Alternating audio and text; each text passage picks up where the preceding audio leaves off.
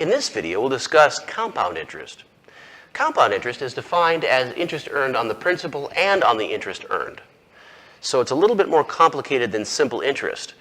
Recall that simple interest was interest earned only on the principal. And now with compound interest, we add... In this video, we'll discuss compound interest. In this video, we'll discuss compound interest. Compound interest is defined as interest earned on the principal and on the interest earned. So it's a bit more complicated than simple interest. Recall that simple interest was interest earned only on the principal. Now with compound interest, we include interest earned on the interest earned.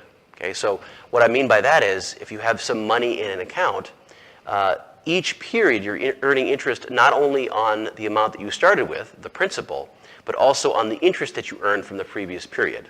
Okay? This is a far more common way of computing interest. And you'll see that this is a lot of words, but once I put this down into symbols, it's pretty straightforward. Let me give you a comparison between compound interest and simple interest, and you'll see how this actually works out. And then we can build some more formulas from there.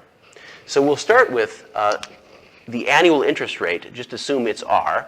Okay, so this is the annual interest rate. Okay, on some account. We start with some principal P, okay, the amount we start with. So recall that simple interest. We have a simple formula for simple interest. That is that it's just going to be basically the interest is computed as a percentage of the principal, right? So it's going to be the principal multiplied by my interest rate multiplied by how many years that it's in the account. Okay, how long do I have the money in the account? And so in some sense, the simple interest is sort of a flat rate, right? We're earning the same amount every single year. We're just adding how many years we have in the account. Okay, so for every year, we add the same amount on. That's why it's sort of just R times T, the number of years. So simple interest after 1 year, I'll put a subscript to indicate 1 year. So I sub 1 is equal to the principal, again, P, multiplied by R. Okay? If we have I sub 2, that's equal to 2PR. Right? Notice again, I'm suppressing the 1 here. There's normally a 1 there. That's how much interest is earned on an account, earning annual interest rate R over 1 year and over 2 years. Okay, we continue on the formula. Okay, so for every year we just multiply it by T. But here's compound interest. And it's defined, of course, it's compounded, meaning that we're always changing the amount of interest, right? It's not a flat rate, it's compounding every period. Okay, because we're recalculating how much interest we have because we're earning interest on the interest that we already earned. Okay, so it's always changing a bit. So here's compound interest. For the first year, I'm going to indicate 1 for the number of years, and on top I'll put a little C here to indicate compound. Okay, and that's going to be equal to, after 1 year, it's in fact the same as simple interest because we don't have any money in the account. We haven't earned any interest yet. Okay, so since we haven't earned any interest, we just compute it by the same way we have here. It's just some kind of percentage on the amount that we started with.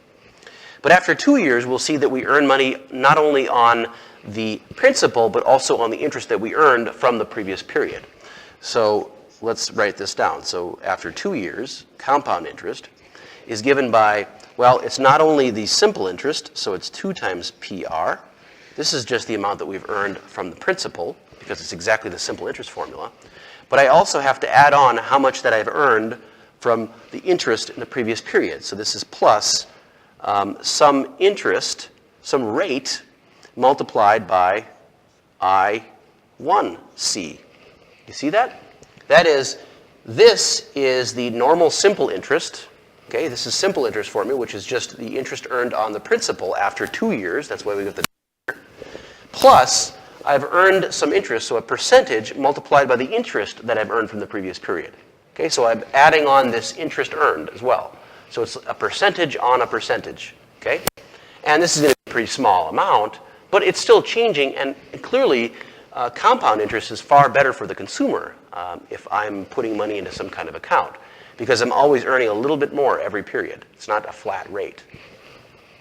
Okay, and we'll be able then, once we understand how this works, to put together some formulas for how compound interest behaves. That is, if I put money into an account earning compound interest, compounded so often, then I can actually come up with a formula for the amount in the account after T years, okay, just like we did for simple interest.